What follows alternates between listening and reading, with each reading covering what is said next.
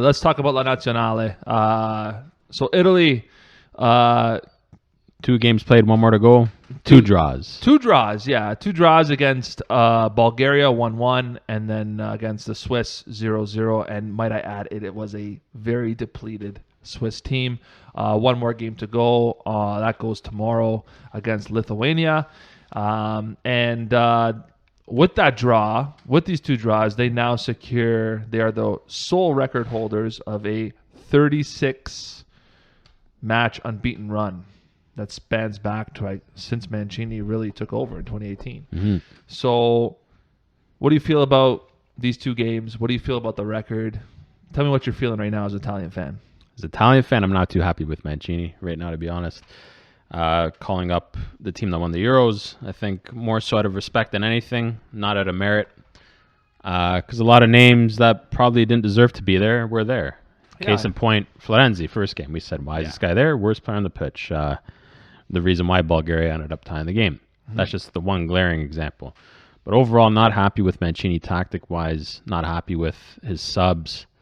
I just think he completely got it wrong. I think he's overcomplicating the situation with Italy. What did you think? Yeah, I mean, what we've talked about, we've said this every time we talk about Italy in the podcast, is this is not a finished product yet. No. And we were always worried that, yes, we wanted Italy to do well at the Euro, but every time, if they did well, we'd be stuck with this group because that's the Italian way. You win something with your national squad, you're going to try and keep it for as long as possible, and it turns into a disaster. History always repeats itself, unfortunately. And after Italy wins something, we tend to go into a spiral. But this is not a finished product yet. And we've stressed that several times. So it is time for guys like Giorgio Chiellini, Alessandro Florenzi, time for guys like that to go. You've done your job. Thank you very much. You've won a Euro out of it. Now it's time to bring in the next generation of players. Hence, Alessandro Bastoni, Gianluca Mancini, and a big glaring right back that should be there, hands down, Davide Calabria from AC Milan. It's just disappointed with these 2 draws. Yeah. I don't care about the record right now. I care about making the World Cup. It's a record, but yeah, is it? Even though Italy went the longest undefeated ever, yeah, are they even considered one of the best teams? This team, no, definitely not. Maybe we'll debate that. Yeah, later, but to me, I'll tell you, the record means nothing. It doesn't mean anything. I'm more disappointed about, especially with that tie with the Swiss. The tie against Bulgaria. Bulgaria always gives us a hard time. First game back from the Euro, I will stomach that draw, but I will not accept the 0-0 draw against the Swiss. And now the Swiss are kind of in a good spot where we play Switzerland one more time in qualifiers, but Switzerland's 4 points behind Italy in qualification with 2 games in hand that they should realistically win out. So now we got to win the rest of our games. The game against Lithuania tomorrow is a must win, and we got to beat the Swiss hands down in our next fixture with them. Yeah, and to talk about the playoffs, it's not straightforward the way it used to be. There's a bracket to it now. So, yeah, and it's a 1-game knockout. Yeah. And realistically, there are some dangerous teams. Hence, Spain is probably going to be finishing runner-up in their group because Sweden, it'd be very hard to see Sweden screw this up now. Possibility of Portugal too. Yeah, it's scary. You do not want to go down that path. We went down that path against the Swedes in 2018, and it backfired big time. You want to win your group. You want to guarantee your spot and move on. 15 years of doing nothing in World Cups, Italy. Yeah. 15 years. They've done nothing since 2006 since they won. It's embarrassing. It's time for a change. It is time for a change. You have to make these adjustments in the squad. I don't know if it's an adjustment in tactics that you have to make, but it's an adjustment in the squad for sure. This system, I'll say, Ciro Immobile does not fit. I mean, Italy are creating chances. They created a ton of chances in these 2 games against Bulgaria and Switzerland, but they couldn't convert. Jorginho, you've been figured out. Your penalty style has been figured out. It's the same. Jan Sommer read you like a book. Yeah, Move on. He's got to be taking off penalties. Yeah. If we want to dissect the games, Bulgaria, I guess we can lump it all into one. Yeah. Bulgaria sat the whole team back. Yeah, Bulgaria set the whole team back. Italy created 27 attempts in that game, had 27 shots. I think they had, in regards to big chances, 3. Yeah. The converting isn't there. Cheeto missed open headers in the 6-yard box, and Yeah, it's There's just massive misses, and yeah, it's frustrating because yes, Cheeto is probably the striker that got called out of that plethora of strikers. He's the one that deserves to be starting. yeah, he's the one scoring goals for his club. But we said he has to be given his chance, but now it's like he has to be on a short leash. I don't want to see him start in the game against Lithuania. No, you got to go with Skamaka. Well, Skamaka's not there, right? Or is No, you got to go with someone else. You got to go with Raspadori. someone else. I guess you got to go with Raspadori because Bellotti's not there. Or even the false Stein. Lorenzo Insigne can play in the false Stein. Just switch it up. Something's not clicking No. for this Azzurri team. For the amount of chances created, which is maybe the only positive to it. Yeah, they're creating chances. We're creating chances, albeit against Bulgaria. I mean, against Swiss, we were outshot. Switzerland created all the, I'd say, no, sorry, we outshot them by one. Yeah. Created three big chances. And the same thing, the finishing. It has been very poor. Yeah, the finishing's been terrible, but you have all these great options on the bench now. I mean, I don't understand why Emerson's playing. I don't get it when you have Cristiano Beraghi, who's been playing fantastic for Fiorentina in his first 2 games. Should realistically be the starting left back for this Italian team based on performance. And then if you want to talk about based on performance, okay, I understand Leonardo Bonucci there, but Alessandro Bastoni needs to start. He does. He's the best center back individually. Best center back. Maybe he doesn't work with the partnerships. We don't know the training, but individually, he is the best center back in Italy. Yeah, and then on the right side, hands down, has to be Davide Calabria. Di Lorenzo, obviously a better job.